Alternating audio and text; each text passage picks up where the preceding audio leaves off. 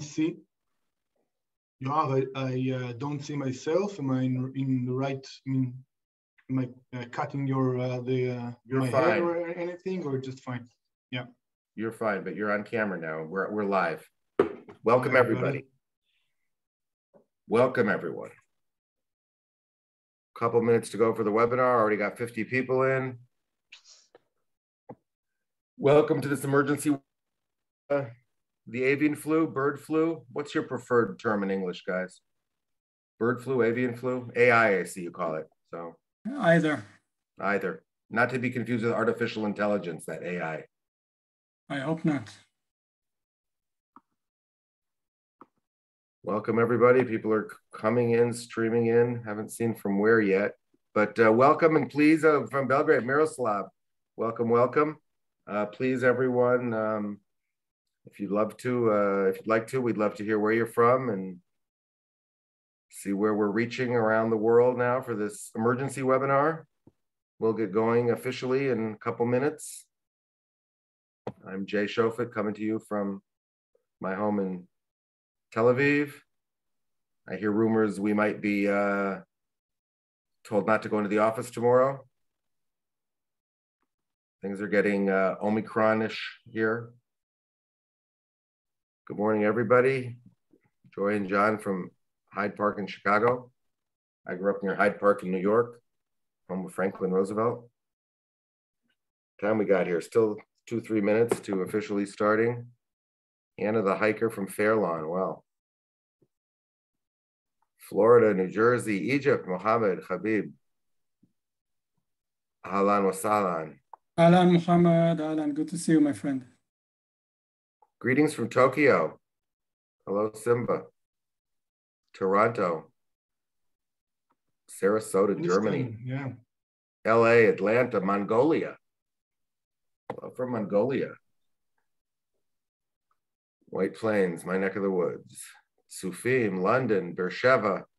You guys heard of Beersheba?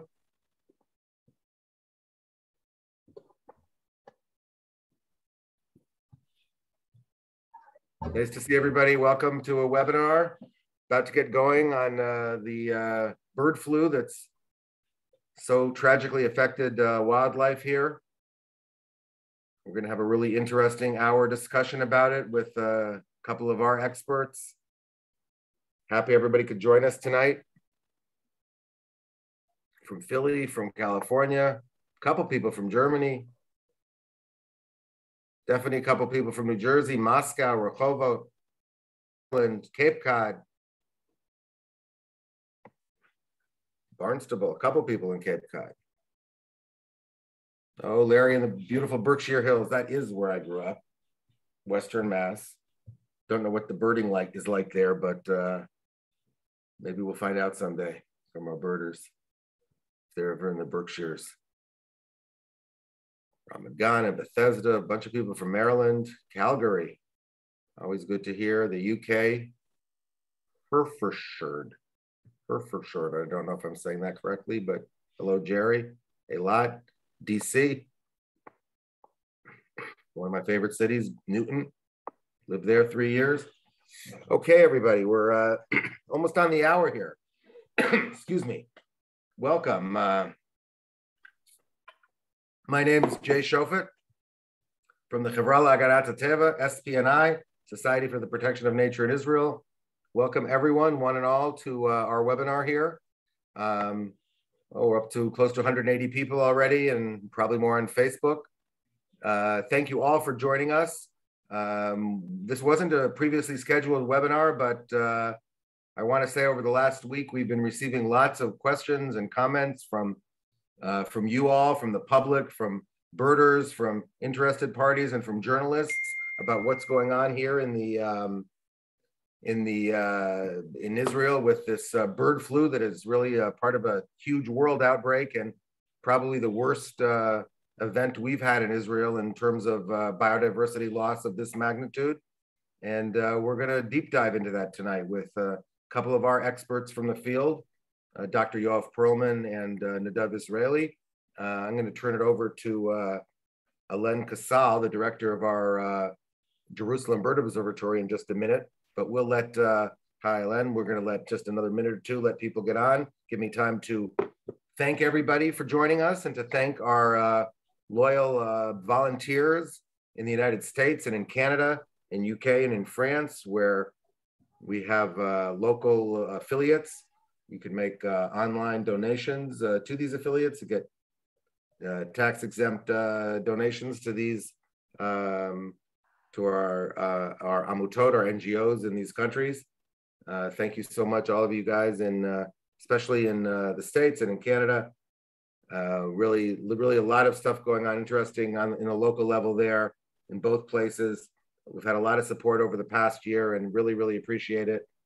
I see we have Aruba coming in, and we really appreciate our global reach. All of you out there from all those countries that I didn't just mention. We're glad you're with us, and we're glad that Zoom in the last been almost 2 years now, and I feel there's somewhat of a true online community growing here. So, and the birders have been probably the strongest part and parcel of it. We've had more birding webinars and by far than any other topic, and we've been live in the field several times, and we've been from the Jerusalem Bird Observatory several times, and all around, trying to keep you guys informed on what really is one of the most important aspects of our work in nature conservation, and that's keeping the birds and the bird migration flyways safe and flyable, and keeping safe really the ecosystems on 3 continents where the birds migrate from and migrate to. So I think we'll get going now. I appreciate so much everybody being here. Of course, you can support us. We'll put links up at the end. I know you all know where to find us. I'll also mention that coming up next week, a week from today, same bat time, same bat channel, Dr. Professor Yossi Leshem will be with us. He'll be talking about his work and how the barn owl has replaced the dove as the bird of peace, barn owls as biological pest control agents, and a message for Tu B'Shvat, which is coming up next week. And 2 weeks after that, on January 30th, Professor Alon Tal, member of Knesset, one of the more influential environmentalists in Israel, probably in the history of Israel, will be with us for a special address on the 6th mass extinction event and how that will, and how we can avoid that in Israel. So this is pretty relevant for that, and this is pretty relevant for all of our work. Our birders have been working around the clock on this thing, this horrendous tragedy over the last couple weeks, and we're going to hear more about it today. So Alan, thank you very much from the Jerusalem Bird Observatory. Please introduce the webinar and take it away. Thank you, Jay. Welcome to everybody. Good morning, good evening. We have people from Tokyo to the west coast of the US here. So whether you're having your nighttime cup of tea or your early morning cup of coffee, we're so glad you joined us.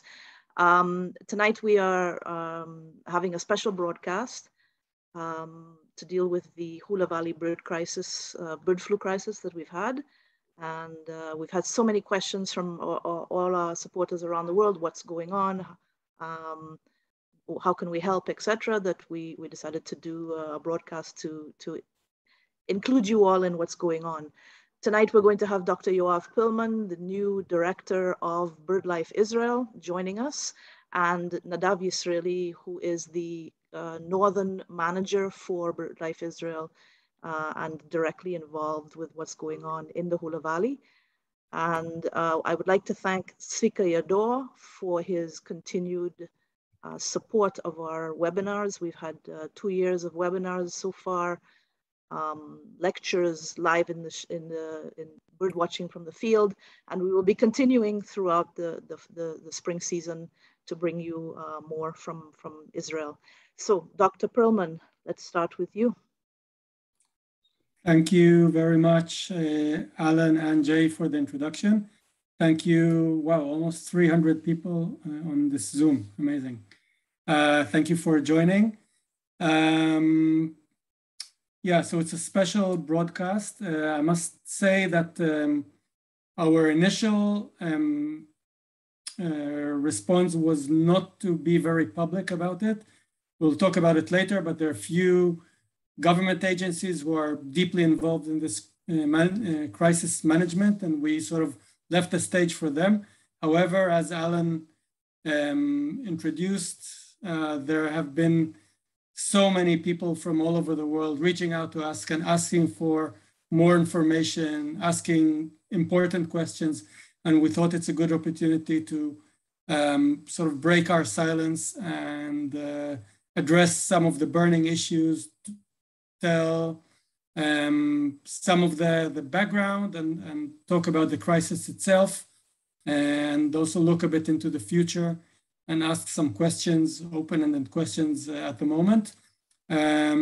So I prepared this presentation, and I will present one part of it. Nadav will present another part of the presentation, and eventually in the end we'll have, I hope, sufficient time for questions and answers. So don't hesitate to post them in the Q&A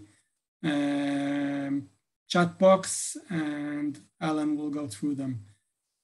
So let's go. I'll just refer to the note at the bottom of my first slide. Further in the presentation, there are some graphic images that might be distressing to others, even more graphic than this. So it's just a disclaimer.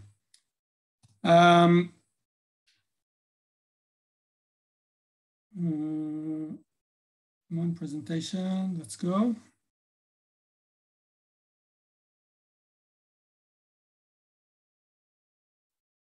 Okay, so I'll begin with a bit of background. We are focusing this evening on the Hula Valley in the north of the country, the northern section of the Rift Valley in Israel.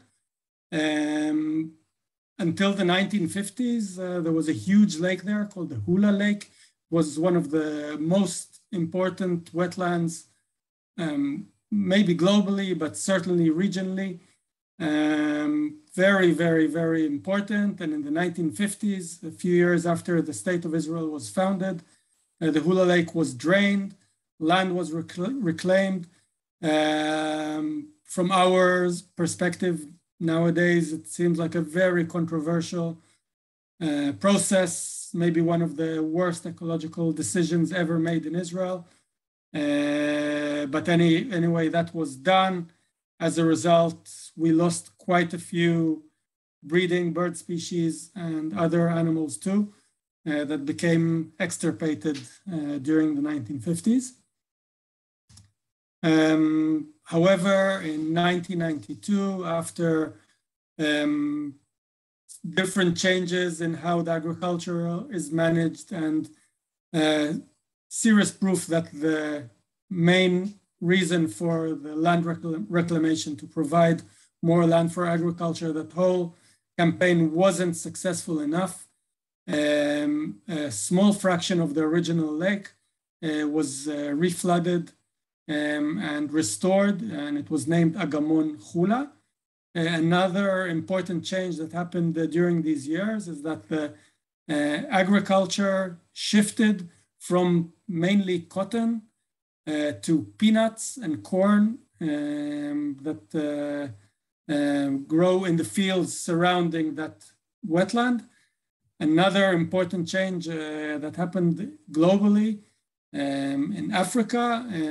So the cranes that you see here in this beautiful photograph by Yossi Eshbol, most of the population still migrates to Ethiopia, mainly. That's their main wintering ground in Africa. And during the 1980s and 1990s, habitat loss, climate change, increased disturbance, increased hunting. There's more trouble in Africa. And as a result of all of these changes, the appearance of the wetland, the agricultural shift, and the problems in Africa, this is what happened to the cranes during those years. You can see a steady, pretty steep increase in the number of wintering cranes, while in the 1980s, tiny numbers of cranes overwintered in the valley because there was very little for them to eat. Almost the entire population migrated through to Africa.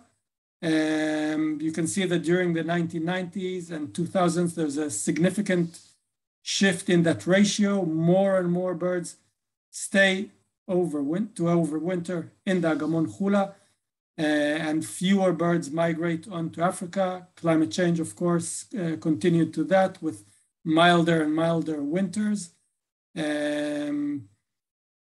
As a result of the increase of cranes overwintering in Israel, conflict started to develop between farmers and the cranes. So the cranes started to stay overwinter in the valley, looking for foraging opportunities, and the flocks of thousands of cranes raided agricultural fields, and pretty serious conflict developed, at times even bloody conflict.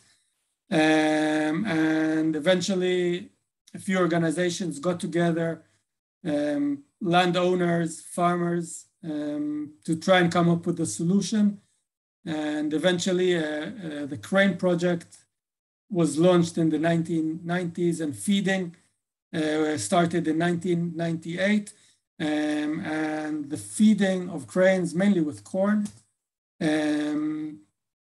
it's part of a very, very delicate equilibrium in the valley that balances the agricultural needs and the tourism that developed there, and the cranes. The cranes need somewhere to feed during the winter before heading back north. Our cranes breed in Eastern Scandinavia, Russia, Ukraine. These are the main breeding grounds. So before heading north in just a couple of months, they need to feed. So this project is very, very delicate. There are several stakeholders chipping in, doing what they can to minimize the conflict. And mostly this project works quite well.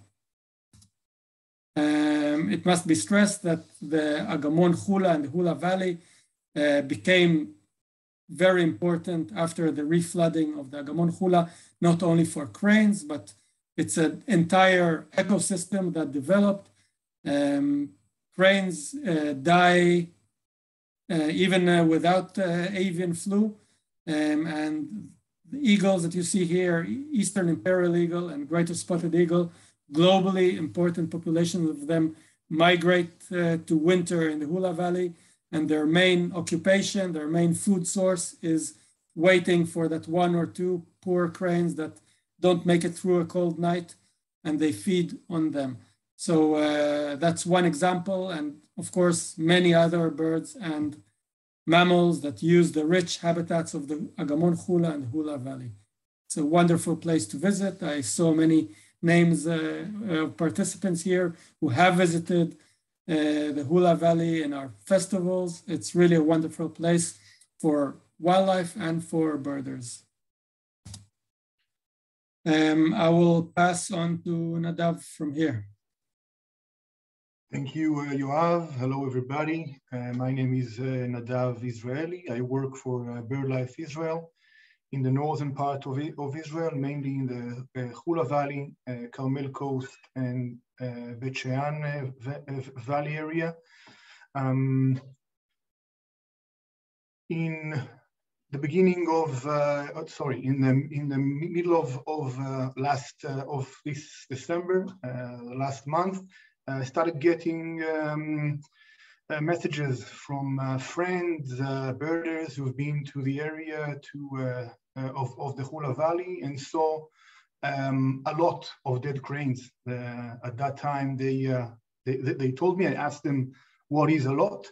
And they said 15, 20 dead cranes in the water. And I said, okay, this is unusual. It should be, we should look into it. At that time, nothing was known about the outbreak of nobody even thought about the outbreak of avian flu in Israel. We knew basically nothing about it.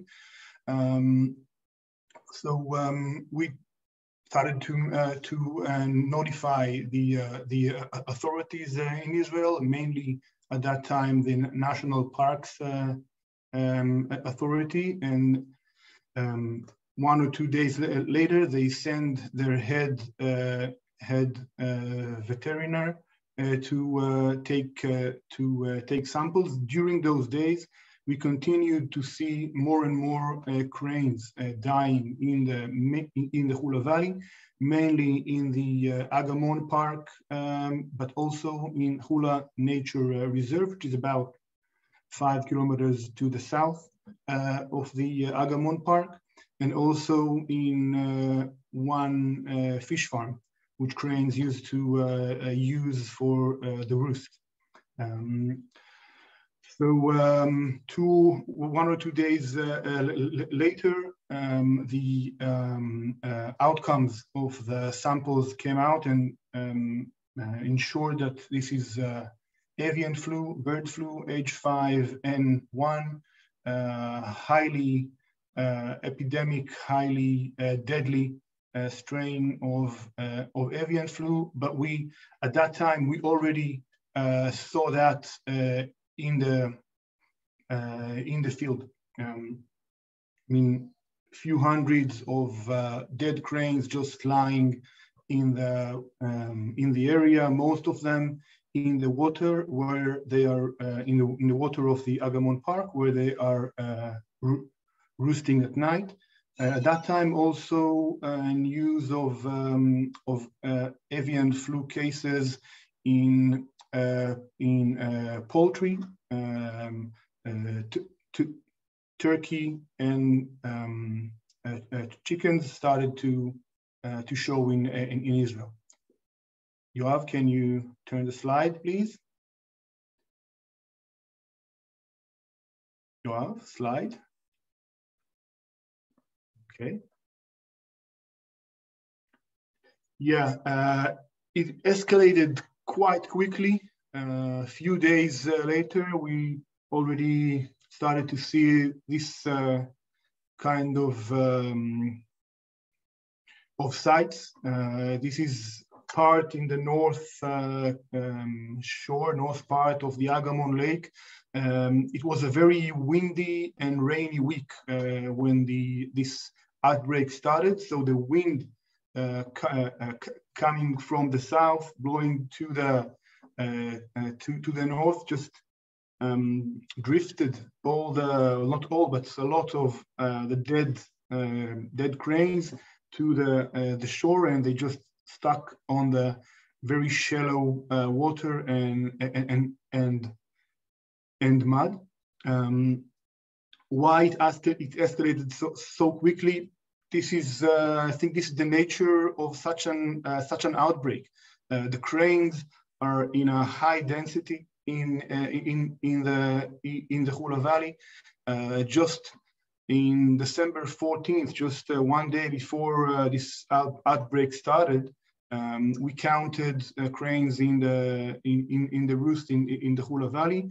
We counted almost 25,000 cranes.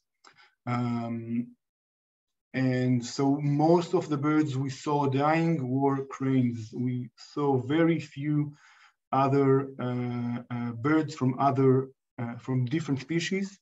And this is something we really looked for. We found very few. I will talk about it a bit later. So it escalated quickly. In 2 or 3 days, we started to see over 1,000 cranes dying in the Agamon. And during that week, it took quite a time for the information from the field to get to the authorities and to realize that there is such an outbreak happening, and it should be dealt in the national on the national level. In 22 of December, we estimated around 5,000 cranes dead in the Hula Valley, mainly in the Agamon Park. Yoav, can you turn the slide? And of course, at that time, both birding or eco tourism park in the Hula Valley were closed, the Agamon Park and the Nature Reserve Park. main theory is that the avian flu would transfer to humans. This is what the authorities in Israel are mainly afraid of. As long as it's hurting wildlife, well, it's a natural disaster, but you know, we can deal with it. In one of the days, so sorry, Yoav, are you starting the video?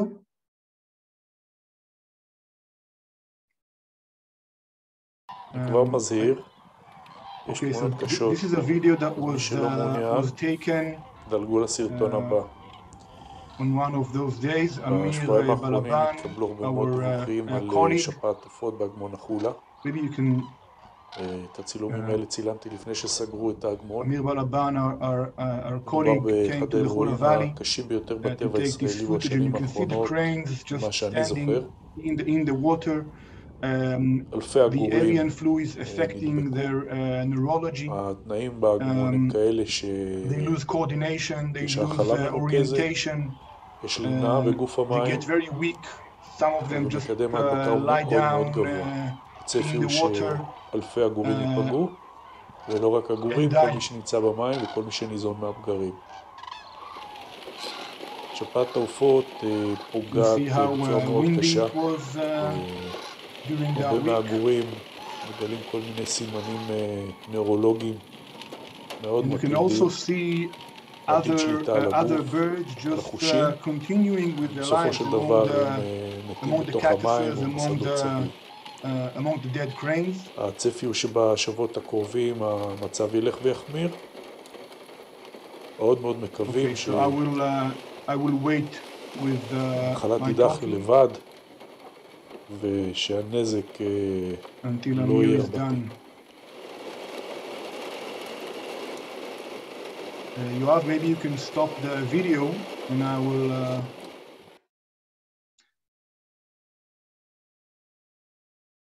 Okay, so what we saw in the video is footage from the week of December 17th, about December 17th to December 22 or 23rd was the hardest week, the peak of the pandemic.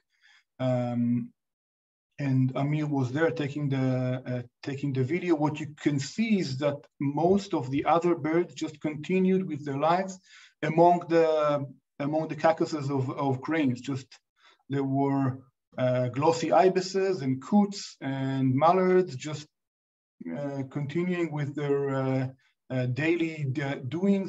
And the cranes are just lying there dying, and the other birds seems like they don't mind it at all. So during the week before December 27th, the authorities in Israel got to action, and there was a national steering committee from the Ministry of Agriculture who took responsibility for taking care of this natural disaster. The NPA, National Parks Authority, the JNF, the Jewish National Fund, who is managing the Agamon Park, Ministry of Health, of course, and other authorities that I will not name them all because I'll probably forget at least one. But we all sat together, started to think about the actions that should be made and how are they going to be made. And eventually, in December 27th, keep in mind it took 10 days from the time that we realized that there is an outbreak going. 10 days until the actions actually started, and realized that the thing to do now is to hope for the best, but to remove the carcasses remove the dead cranes from the Agamon Park, and that is the immediate action that was taken. And there were several methods that were thought about.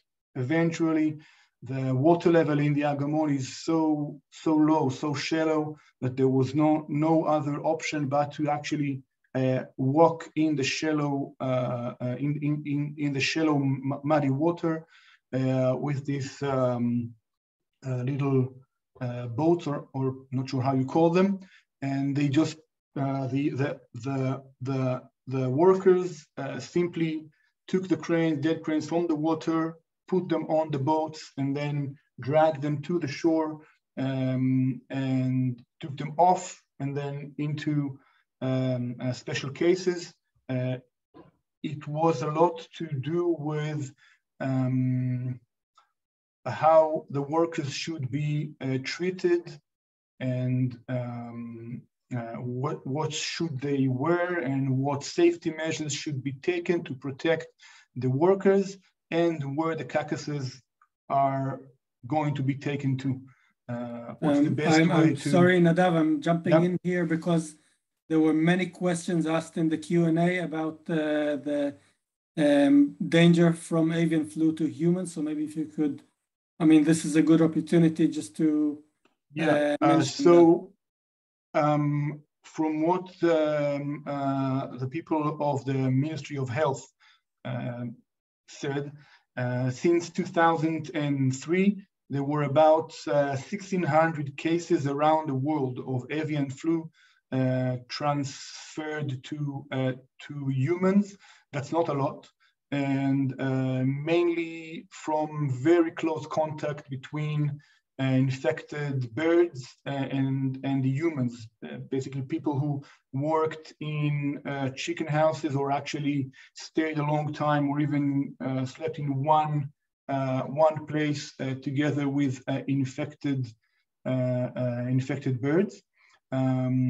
But the thing is that the fatality rate of this avian flu to humans is very high.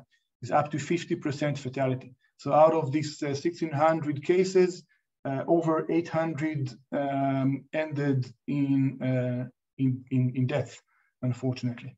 So that was the main thing that they were worried about, is that it's going to transfer to humans, and that's why safety measures were extreme safety measures were taken. You can see that the workers are using gloves and special clothing and eye protection, and they had to wash twice a day, and they had to get rid of their working clothes after every working day.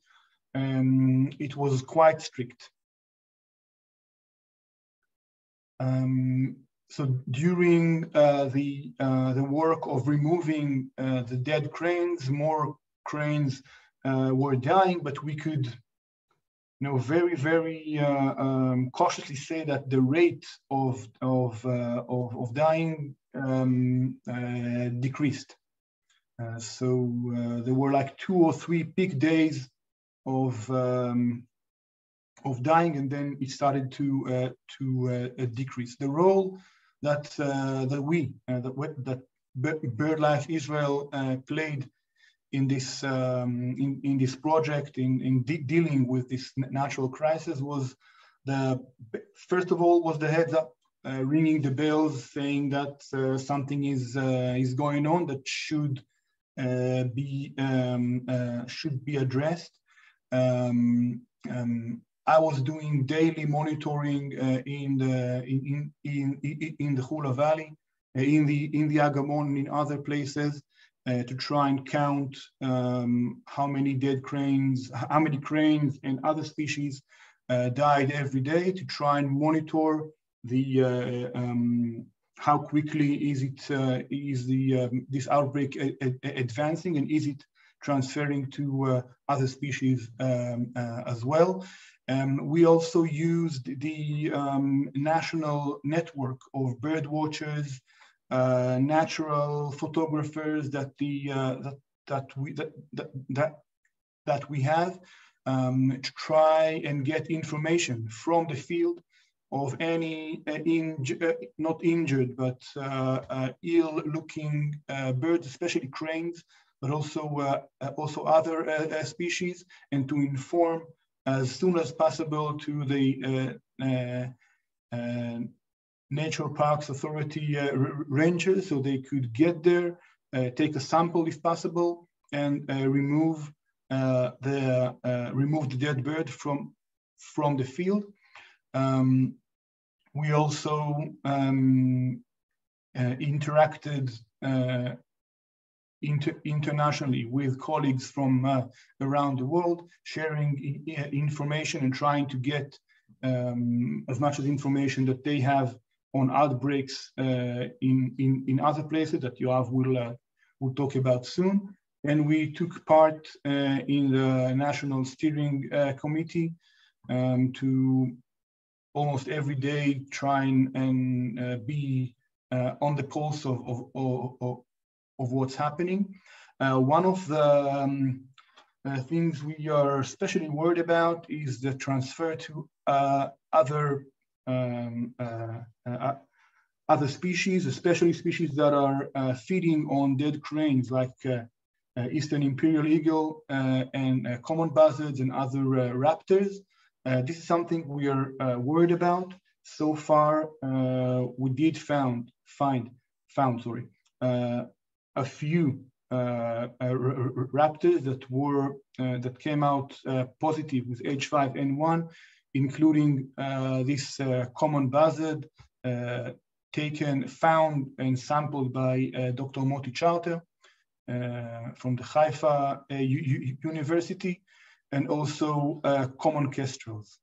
So far, we found none of the large raptors, large eagles like Eastern Imperial Eagle and Greater Spotted Eagles. We found no ill or dead large eagles in the Hula Valley or elsewhere in Israel.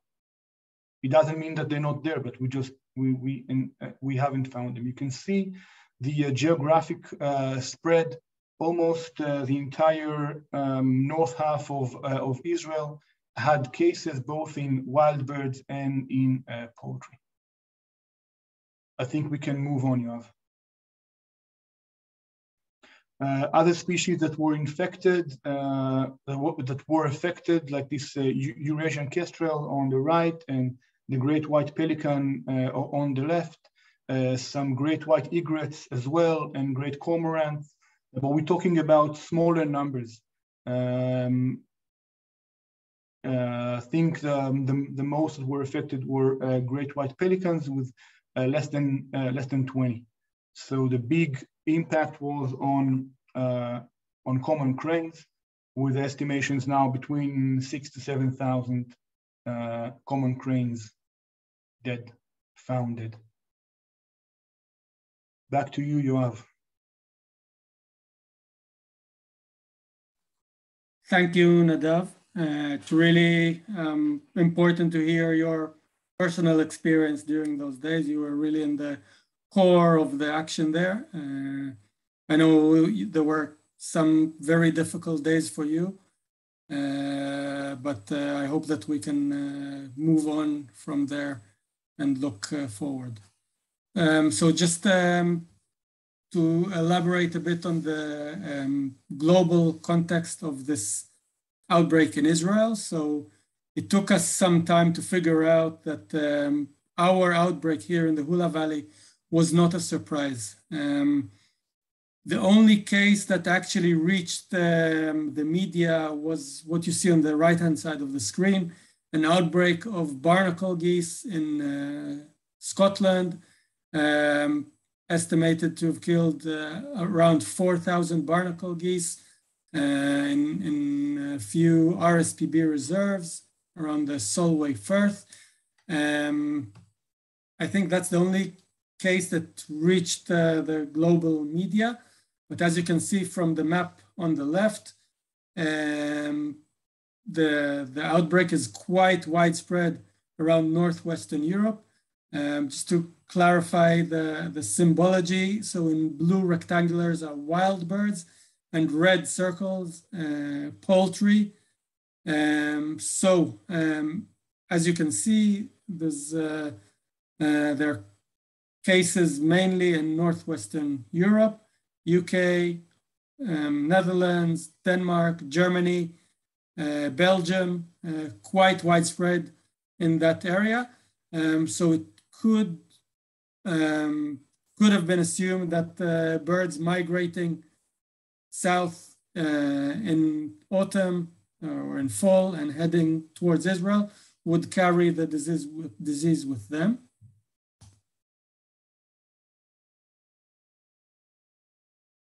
Come on.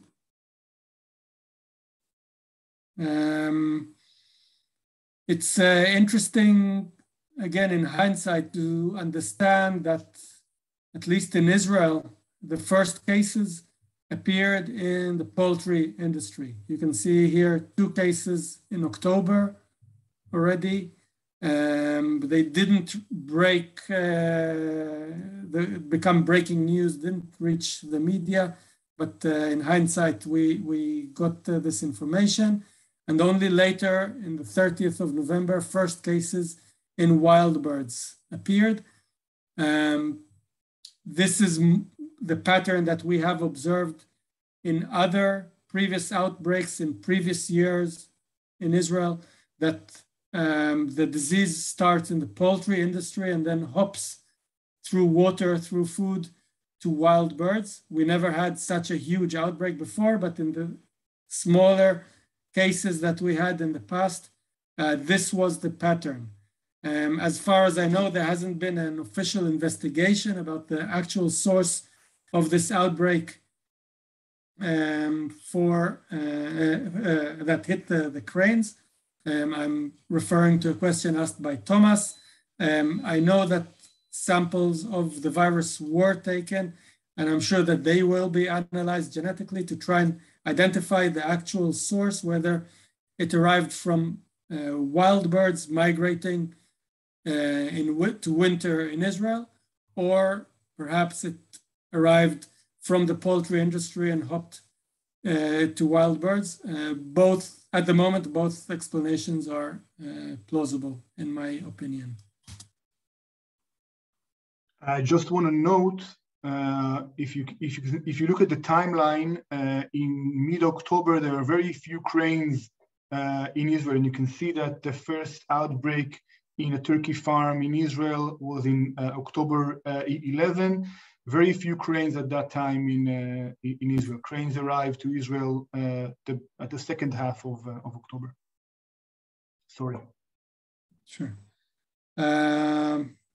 Yeah, so as I said, you could describe this outbreak in cranes as part of a normal annual migration pattern, but we're not sure yet this was the case, or maybe it came from the poultry industry.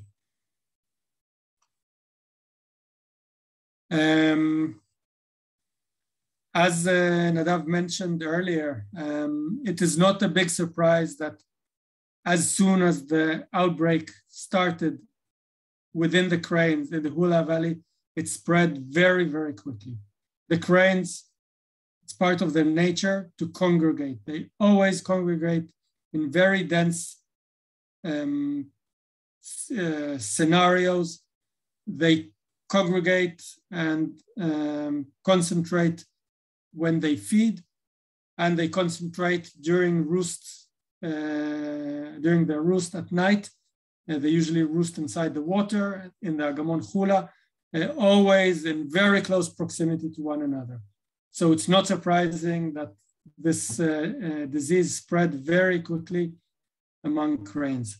There are accusations in the media in Israel in recent weeks that the feeding is the cause of this outbreak.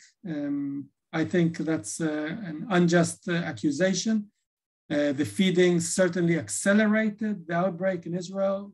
I think there's no doubt about that, but it's certainly not the cause.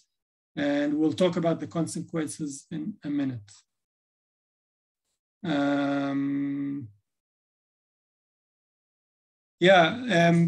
As Nadav said, at this moment now, we think we are past the current peak. There are very few cases, if any, of new cases of dead cranes in the Agamon Hula, in the Hula Valley. In other parts of the country, every day, 1 or 2 new cases are showing up, but it's nowhere a major event like what happened in the Hula Valley. Could there be a second peak? We know from other places in the world that the virus can stay in the water for several months. It could affect birds returning north during migration. There could be an ongoing effect. We could see this bird flu with us for another few weeks or few months. We could see another peak, and we need to get ready for that.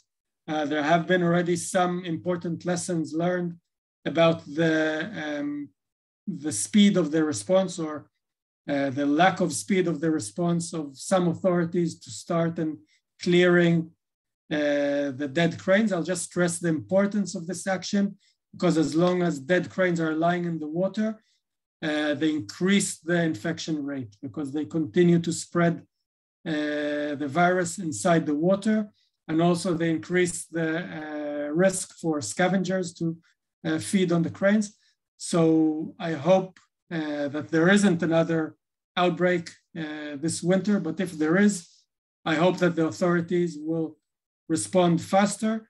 Also, one thing that's not happening fast enough is the system of tests to confirm avian flu. From what I understand, the infrastructure of these tests, the labs working on that aren't developed enough or underdeveloped, and there is a need to improve that system. So I hope this will help. This will happen soon. Nowadays, there's talk and also first action about actions, activities that need to be taken ahead of the migration season and during the rest of the winter. Feeding of cranes in the Agamon Hula continues. It hasn't been stopped despite some people calling out to stop feeding cranes. I want to remind you why cranes are being fed. If they don't get fed in the Agamon Hula, they will disperse all over the country and spread the disease in a much higher rate in other parts of the country. And they will start causing much more damage to crops, and the conflict will escalate again, and we don't want to reach that state again. So it was decided to continue with the feeding as normal, but in a different method to spread it out more so the cranes will concentrate less, and to start cleaning and sterilizing the feeding areas and the water as much as possible, to reduce the presence of the virus in the soil, in the water, in the Agamon and around it. Currently, still, there is a national crisis declared, and the National Security Council is in charge of the situation. After we're past this current crisis, we'll have time for a deep and thorough discussion and analysis of the data, all the information there is, and we'll need to make some important decisions about the future of the Project Crane in the Hula Valley, possible implications for other systems in the country. I want to remind you that also pelicans are fed in huge densities in some water reservoirs in Israel during both migration seasons. So other systems could suffer from similar outbreaks. So we need to think about these feeding practices and their possible outcomes. We need to think how we manage the Agamon Hula and how we manage other habitats as stopover sites for birds. When there are few stopover sites, the cranes will concentrate more. If we make more stopover sites, like what we're trying to do in our Startup Nature campaign, to set up more stopover sites, more wetlands for birds, for biodiversity. Those migratory birds may have more alternatives and they'll be less crowded. We need to think of the implications of climate change. As many of us know, it is expected that with climate change, there will be more and more outbreaks of viruses like COVID, like avian flu. So we need to look into the future and think how to get prepared, how to develop early warning systems, how to improve the communication internationally, globally, for instance, between different BirdLife partners. Yeah, that's some of the things that we'll be thinking of. That's I just want to add, Yoav, that at the time, over 95, or I could say 99% of the dead cranes in the Agamon Park were collected. And there are at the moment, from this morning, there are very few, still very few dead cranes in the park itself. And now there are contractors across Israel that are collecting dead birds that are found, and they are connected. They are being used by the National Parks Authority and the JNF in the Agamon Park, and they're getting information from the field, from us as well, and they are collecting the birds that are still that are found in the field. But what we're seeing now in the video, most of the dead cranes that we're seeing now were collected already. Thank you, Nadav. So yeah, as Nadav said, this is footage that Yuval Dax took during the peak of the outbreak.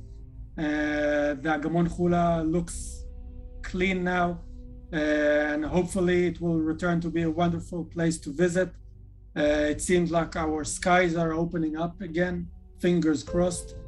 And I hope that, well, we have a hula bird festival next fall, next autumn. So we hope to see some of the participants here back in Israel.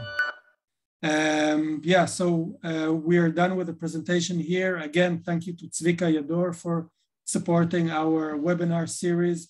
Thank you all for listening. Thank you again to Jay and Alan for the introduction.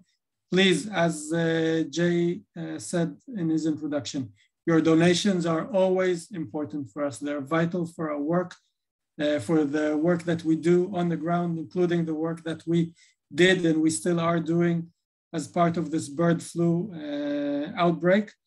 So please consider donating. The link is here at the bottom, and Alan will post it in the chat box.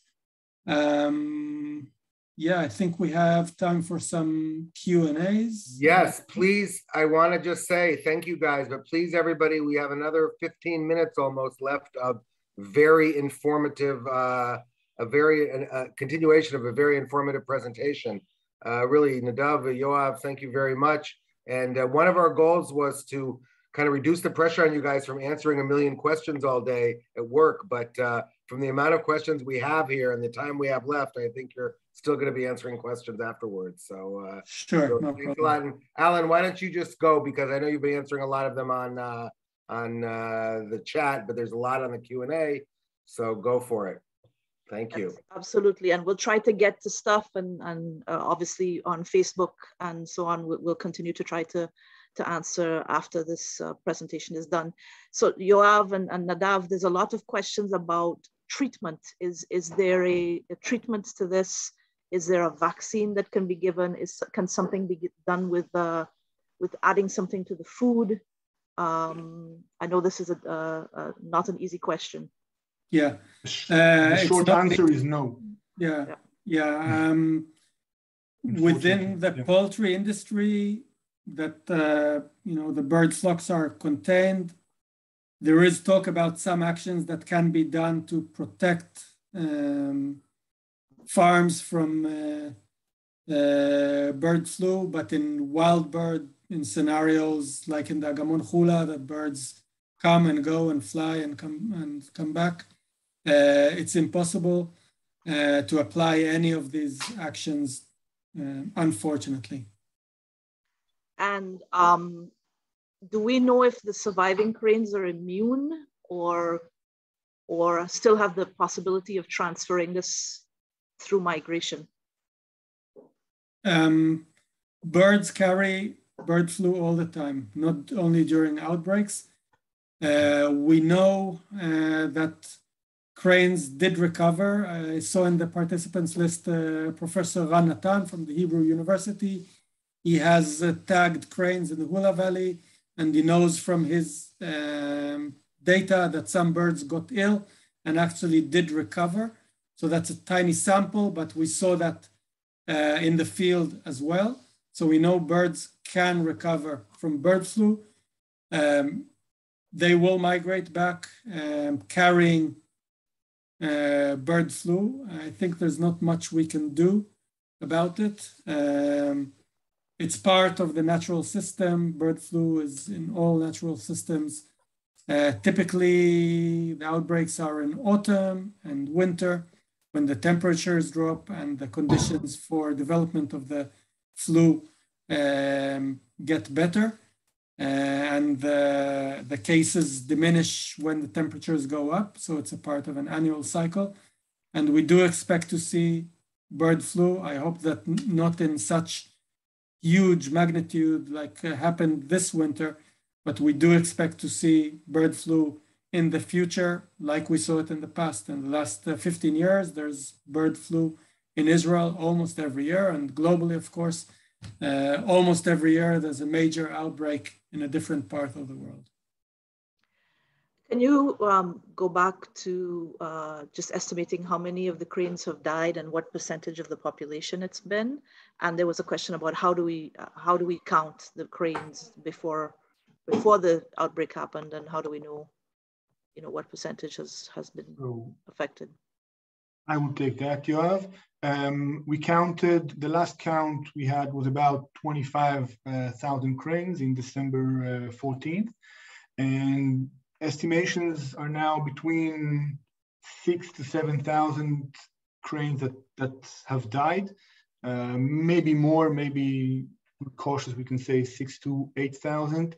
The estimations on how many cranes have died, the counts were done from a drone using software that can count, that can distinguish between dead cranes and live cranes by the shade.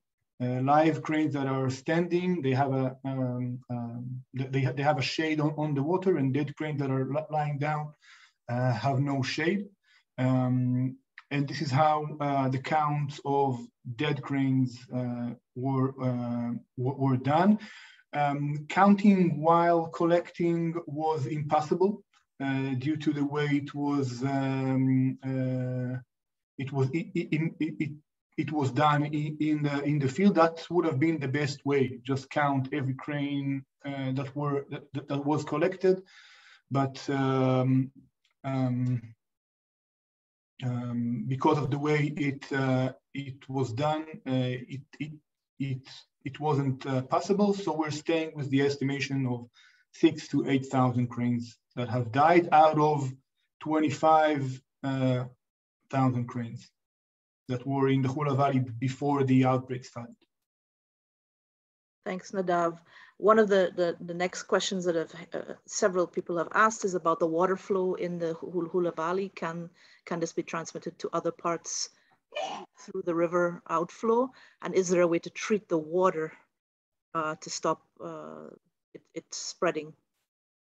So when the outbreak was realized, one of the first actions that were taken was to stop the water flow out of the Agamon Hula and out of the Hula Reserve into the Jordan River and down into the Kinneret and the Kinneret Basin. I'm not sure how successful these actions were taken. I think they weren't 100% successful, but at least they were done. However, water sampling was carried out in the Agamon and also downstream from the Agamon, the water coming out of the Agamon and into the Jordan River system, and very, very low densities of virus were detected in the water, if any. So I think that wasn't a major issue. Okay. And I think we're coming upon, there's a lot of technical questions regarding egg production and chicken production here in Israel. I'm not sure that anybody on the panel feels like an expert on that. Am I wrong? Yeah, I'm not an expert. I can just, repeat the little I read in the media about it. It is a major outbreak in the poultry industry, bigger than previous outbreaks. It has hit many farms around Israel. I don't think it has affected chicken or egg availability in markets yet, but I think there are concerns about that. That's why one of the main reasons why this was declared as a national crisis, and the Ministry of Agriculture was put in charge of dealing with the crisis. So it is a significant event in the poultry industry as well, but I'm certainly not an expert on that, so I can't add much more than this. And do we have an idea of why the cranes specifically have been affected by this, apart from the concentration of them in the Hula Valley and the feeding? No, this is actually... Yeah, I have to say that when we first had evidence of large numbers of cranes dying, we contacted colleagues abroad, and they said this is not possible, that so many cranes would die from avian flu. Check for poison, check for other diseases. No way avian flu could affect such large numbers of cranes. So this is the first time we know of such an outbreak in crane, and we don't have enough information or enough knowledge why it affected cranes so much, and very few other species. That is very interesting and should be reminded always. Amongst the dead cranes, there were more than 10 species of ducks and raptors and other water birds, herons, egrets, and so on. And they continued, and hopefully they will continue to live their lives unaffected by this outbreak. Thank you, Yoav and Nadav. If we haven't gotten to your questions and you would like to send us an email or send something via Facebook, please feel free to do so. We will continue to try to answer questions as they come up. Yoav, do you want to say something quickly about Startup Nature and our efforts to expand quality stopover sites? Yeah, so this, as I said previously, this outbreak is a perfect example of why we need a stronger and better network of wetlands and other protected areas in Israel. The current wetlands just aren't enough, and there's an increasing need to restore more habitats, especially wetlands, because we are on a global migration highway, and global populations of birds depend on our wetlands for stopover, for refueling, to continue with their migration. Some spend the winter in Israel. And that's the basis for our Startup Nature campaign. It's a campaign that we launched last year. In this campaign, we are working with or identifying opportunities to restore wetlands. Currently, we're working with 2 kibbutzim, Kibbutz Kfar Upin and Kibbutz Magan Michael. We are working with them to convert some of their fish ponds, sections of their fish farms that aren't used for fish farming anymore, and to convert them into functional biodiversity hotspots, wetlands. We have already projects running on the ground with great success, and we are aiming to expand this project in the most important sites around the country, and hopefully also inspire other countries along the flyway to follow our ideas and our efforts. Thank you, Yoav. And I just want to say thank you. Several people have posted in the chat that they have already sent in a donation to help with our work, not just with Fantastic. the bird flu, but with our efforts to open up these new habitats for the birds. Thank you very much for your support. And those of you who are still interested in supporting, the link is on the screen right now, and we're happy to answer any questions that you might have about this. Thank you so much. Jay, you want to finish? I'll just sign off. We're a little past the hour. So thank you all for staying with us. Thank you, Nadav, Yoav, Alan, really great informative webinar. Thank you all for joining. You have been what I think has been the almost 400 people. There were, up until a couple of minutes ago, we had over 300 still with us, and one of the best attended webinars so far. We'll be providing more information about the bird flu and about all things nature protection related. Stick with us a week from today with Professor Yossi Leshem, and 3 weeks from today with Professor Alon Tal, member of Knesset. So we have a lot of exciting webinars coming up every 2 weeks from now until, I don't know, the end of COVID or probably forever. So really, really enjoyed it tonight, guys, despite this tough subject matter. Well presented. You got a lot of compliments in the comments, and very informative. But you also raised a lot of questions for all of us about everything from animal husbandry to the state of global pandemics in the world. So thank you for making us lose sleep tonight in Israel. But no, we appreciate it very much. Thanks everybody for joining. Thanks all our hardworking, loyal and generous supporters, board members around the world, signing off from various points in central Israel, northern Israel, and Jerusalem. And to one last thing, BirdLife Israel team will be back live from the bird watching live from the sites all around the country on the 6th of February. We'll be sending out something about that. So hope you'll join us for something a little lighter. Right. Okay. Which reminds me, as we wrote in the chat, so BirdLife Israel is the birding division of SPNI. SPNI. The SPNI and BirdLife Israel are interchangeable words. They mean the same hardworking, excellent birders who are employed by SPNI and have a whole network of great birding volunteers and activists around Israel and the world. So thank you guys. Thanks so much. Great. Have a good night, everybody. Good night, everybody. Thank you very much. Good night. Thank you very much.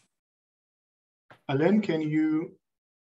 Yes, those who missed the recordings, want the recording, they are on Facebook as we speak, and they will be available on our website, natureisrael.org. Feel free to access. Thank you. Can you leave the webinar open so I can look at the chat and the Q&A? No? Okay. Bye-bye.